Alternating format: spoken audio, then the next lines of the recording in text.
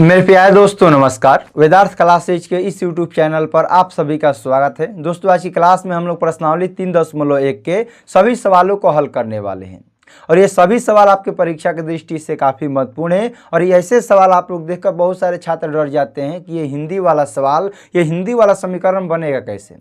यदि आप लोग एक बार समझ जाते हैं तो इस प्रकार का कितना भी भारी भारी सवाल आपको परीक्षा में देखने को मिले तो आप लोग अपने से बनाकर आ जाइएगा, बशर्ते आप लोग एक बार इसको ध्यान से बढ़िया से समझ जाइए।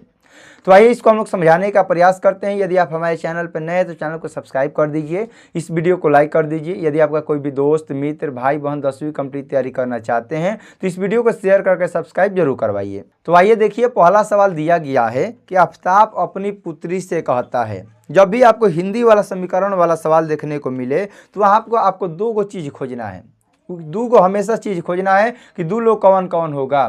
तो एक है आफताब और एक है उसकी पुत्री। तो आफताब का उम्र और उसकी पुत्री का उम्र कहता है, एक है आफताब और एक है उसकी पुत्री। तो आफताब अपनी पुत्री से कहता है। जब भी आपको ऐसा सवाल देखने को मिले तो आपको हमेशा इसमें दो व्यक्ति को खोजना है, दो व्यक्ति को खोजिए, दो वस्तु को खोजिए, यानी कि दो लोगों को हमेशा आपको खोजना है। तो सवाल में दिया गया है कि आफताब अपनी पुत्री से कहता है। आफताब किससे कहता है? अपनी पुत्री से, कि 7 वर्ष पूर्व मैं तुमसे 7 गुनी आयु का था। 7 वर्ष पूर्व वाला भी बात छोड़िए, यहाँ पर दो लोगों के बारे में चर्चा किया गया। किसके किसके बारे में चर्चा किया गया है? तो एक चर्चा किया गया है, यहाँ तक दिखाई दे रहा है ना, माना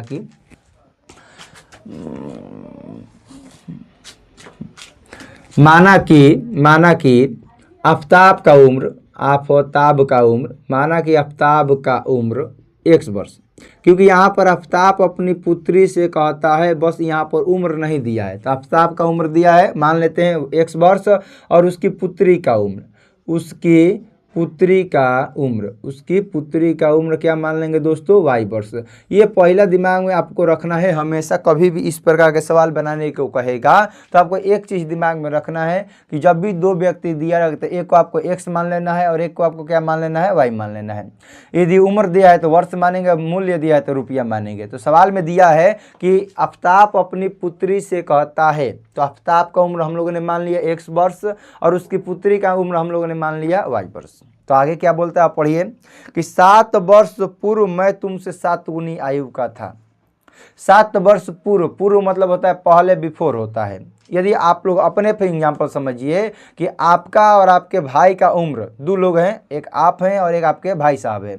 आपका उम्र 20 वर्ष है और आपके भाई का उम्र 15 वर्ष है। अभी फ़िलहाल आपका उम्र 20 वर्ष है, आपके भाई का उम्र 15 वर्ष है। तो 7 वर्ष पहले दोनों का आयु कितना हो जाएगा? तो आप कहिएगा कि यदि मेरा उम्र 20 वर्ष है तो 7 वर्ष पहले मेरा उम्र कितना हो जाएगा? 13 वर्ष। यदि आपके भाई का उम्र 15 वर्ष है अभी, तो 7 वर्ष पहले कितना हो जाएगा? 8 वर्ष। तो पहले 7 वर्ष आपने क्या किया? उसको घटा दिया। तो ठीक इसी प्रकार यहाँ पर सवाल में बोला है कि 7 वर्ष पूर्व मैं मतलब कौन? आफताब। तुमसे मतलब कौन? उसकी पुत्री का कितना गुना है? 7 गुना। आफताब अपनी पुत्री से कहता है। देखिए हिंदी वाले लाइन को थोड़ा सा ध्यान समझिएगा ना, तो आपसे बनाने में आसानी हो गई। तो 7 वर्ष पूर्व मैं मतलब कि आफताब, और तुमसे मतलब कि उसकी पुत्री की 7 गुना है। तो क्या हम बोलेंगे दोस्तों? प्रश्न से 7 वर्ष पहले, 7 वर्ष पहले किसका उम्र? आफताब का उम्र। कितना दोस्तों? आफताब का उम्र क्या हो जाएगा? 7 वर्ष पहले x माइनस 7 वर्ष, क्योंकि ये x वर्ष का है तो 7 वर्ष पहले मतलब कि x माइनस 7 वर्ष। तो यहाँ पर ये 7 वर्ष पहले आफताब का उम्र x माइनस 7 है, तो उसकी पुत्री का भी उम्र y माइनस 7 हो जाएगा। उसकी पुत्री का उम्र बराबर y माइनस 7 वर्ष होगा कि नहीं होगा? तो आपका क्या आंसर होगा? क्योंकि एज में यदि आप 7 वर्ष छोटे हैं तो आपका भाई भी आपसे 7 वर्ष छोटा होगा। यदि आप 7 वर्ष बड़े हैं तो आपका भाई भी आपसे कितना वर्ष बड़ा होगा? 7 वर्ष बड़ा होगा। क्योंकि मान लेते, फिर हम आपको समझाते हैं, क्योंकि यहाँ थोड़ा सा समझने में दिक्कत होता है। यदि आपका उम्र 20 वर्ष है और आपके भाई का उम्र है 18 वर्ष है, तो 7 वर्ष पहले आप कितने वर्ष का होइएगा? तो कहे सर 7 वर्ष पहले तो मैं 11 वर्ष हो जाऊँगा। तो क्या आपका भाई भी 7 वर्ष पहले यदि पूछेगा तो कितना बताइएगा?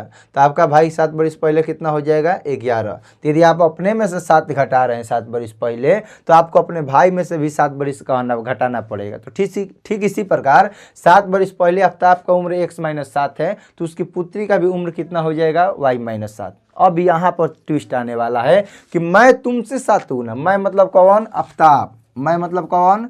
आफ्ताब। मैं मतलब कौन? आफ्ताब। किससे? अपनी पुत्री से। अपनी पुत्री का कितना गुना है दोस्तों? 7 गुना है।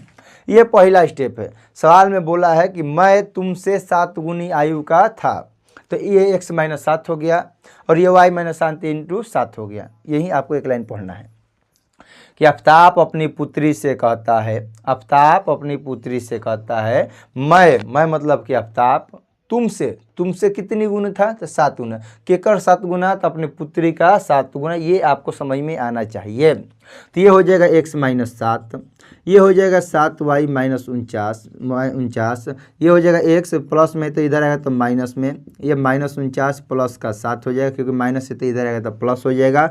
x-7y बराबर हो जाएगा -42। ये आपको समझ में आ गया। ये हुआ पहला समीकरण, इसको आपको मान लेना है पहला समीकरण। इतना आपको क्लियर है। यहाँ पर सवाल में बोला 7 वर्ष पहले, तो 7 वर्ष पहले से ये एक समीकरण बना। फिर सवाल में क्या बोला है आप लोग अपने से पढ़िए।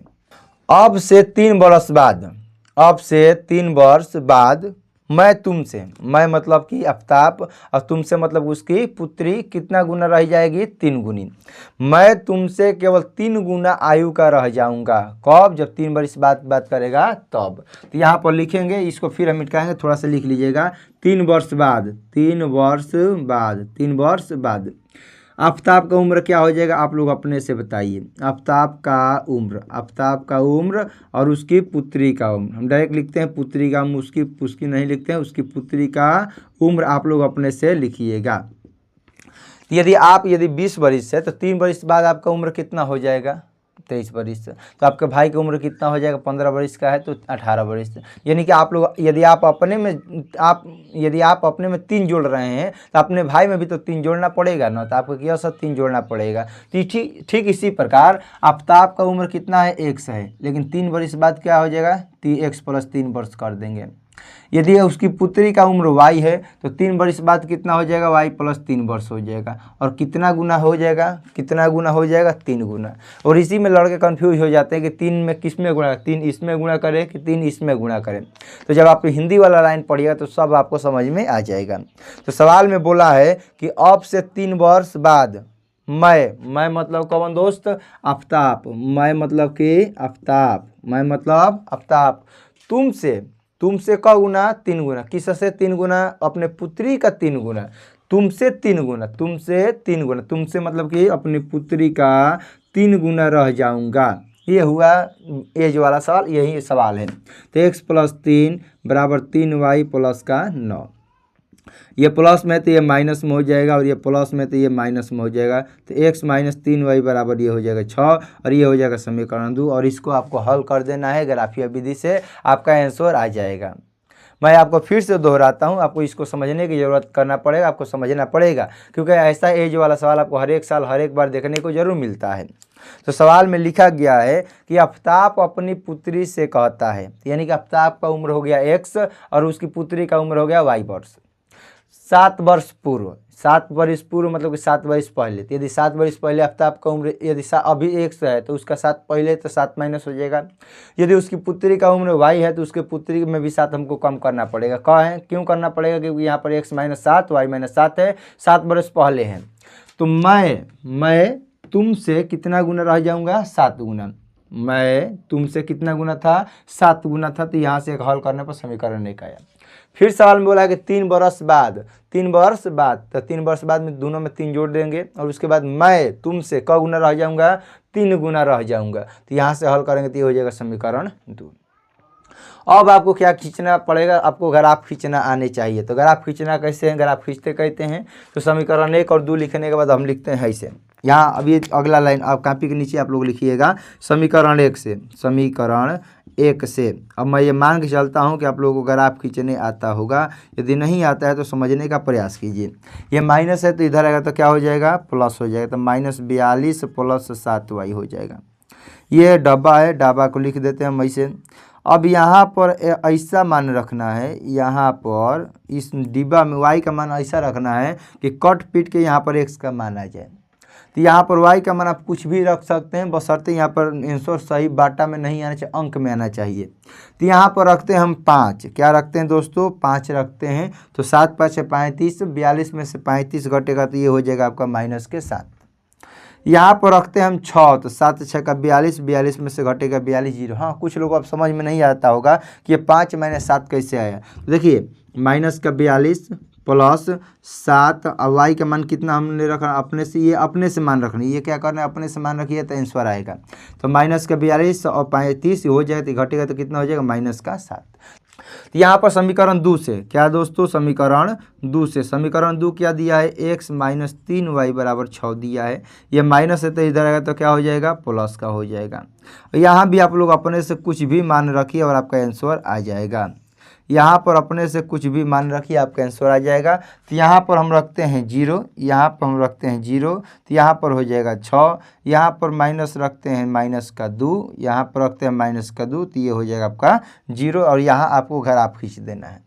मैं ये मान के चलता हूँ कि आपको ग्राफ खींचने आना पड़ेगा। यदि ग्राफ नहीं खींचे ना तो व्हाइट बोर्ड पर तो मैं नहीं बता सकता, बस समझा सकता हूँ।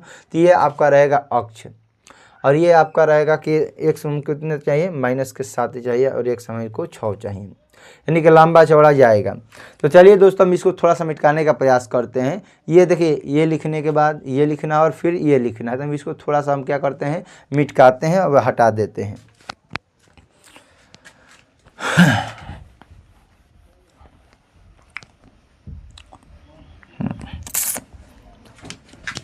चलिए हम ग्राफ खींचने आपको समझा रहे हैं, समझने का आप लोग प्रयास कीजिएगा। तो मान लेते हैं ये आपका 1 है, ये 2 है, 3 है, 4 है, 5 है, 6 है, 7 है, 8 है, 9 है, 7 × 6 = 13, 10 है, 11 है, 12 है, 13 है, 15 है, 16 है, ये 19 है। ठीक है, देखिए ये ग्राफ की जब कॉपी कर दिएगा ना तो यहाँ आपको ग्राफ खींचने की जरूरत नहीं, वहाँ पर लिखा हुआ है, बस आपको लाइन मिलाना है, डॉट डॉट डरना है, आपका बन जाएगा। लेकिन यहाँ पर हम बराबर बराबर काट रहे हैं, मान के चलते कि लगभग हमारा आंसर आ जाए। ग्राफ के कॉपी पे एकदम बढ़िया दिया रहेगा, आपको एकदम कोई भी दिक्कत नहीं होगा। और भाई हमें कितना चाहिए, 5 चाहिए, तो हम यहाँ से ले लेते हैं 1 2 3 4 5 6 7 8। चलिए यहाँ से हम मिला देते हैं, ये हम लोग का है। हाँ ठीक है भाई, हम लोग कितना चाहिए, 5 चाहिए, 6 चाहिए भाई साहब। चलिए, हमको तो नहीं लगता कि यहाँ पर आपको दिखाई दे रहा होगा, ये काटते हैं 1 2 3 4 5 6 7, 1 2 3 4 यहाँ पर आने देते हैं। देखिए इसको हमेशा बोलना है x डैश अक्ष, क्या बोलना है, इसको बोलना है x डैश अक्ष, इसको बोलना है x अक्ष, इसको बोलना है y अक्ष, इसको y अक्ष, और इसको बोलना है y डैश अक्ष, y डैश अक्ष।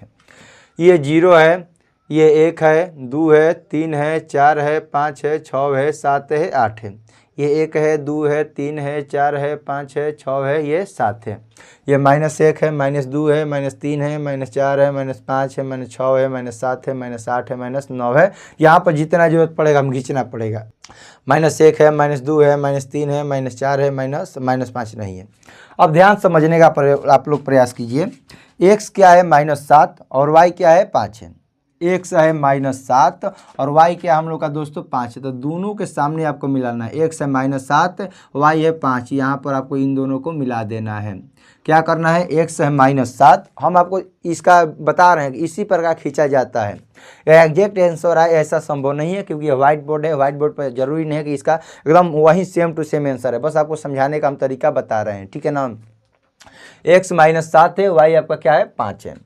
x क्या है, 0 है, y क्या है, 6 है। तो जो ये 0 है ना, x के लिए भी 0 वही है और y के लिए भी 0 यही है। तो x हो गया 0 और y क्या हो गया 6। तो 6 कहाँ है दोस्तों, यहाँ पर, और यहाँ पर आपको मिला देना है। और जैसे ही दोनों मिल गया तो इन दोनों पॉइंट को आपको खींच देना है। क्या करना है, खींच देना है। तो x का मान हो गया -7 और ये हो गया हम लोग का 5, क्योंकि यहाँ पर क्या खींचना है -7 और ये 5।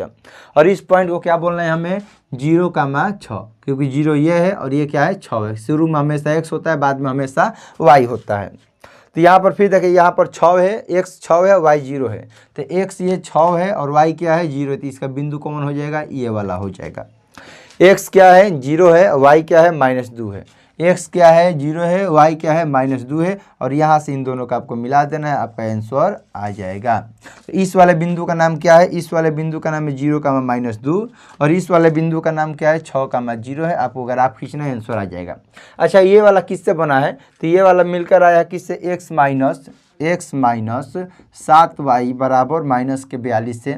और ये वाला लाइन किससे निकल के आया है, ये आया है x - 3y बराबर 6 से। और यही आपका ग्राफ खींचने का तरीका हो गया। हो सकता है कि आप लोगों को कुछ समझ में कम आया हो। क्यों कम समझ में आया होगा, क्योंकि ऐसा व्हाइट बोर्ड पर ग्राफ खींचने में थोड़ा सा दिक्कत होता है। यदि डिजिटल बोर्ड होता है या ग्राफ का कॉपी होता तो उस पर इसको समझाने में बहुत बढ़िया लगता है और आप लोग को समझ में एकदम झकास तरीके से आ जाता है। लेकिन ये आपको बहुत बढ़िया समझ में आ गया होगा। यदि नहीं समझ में आया तो फिर से एक बार पढ़िए, आप लोग को समझ में ज़रूर से ज़रूर आएगा।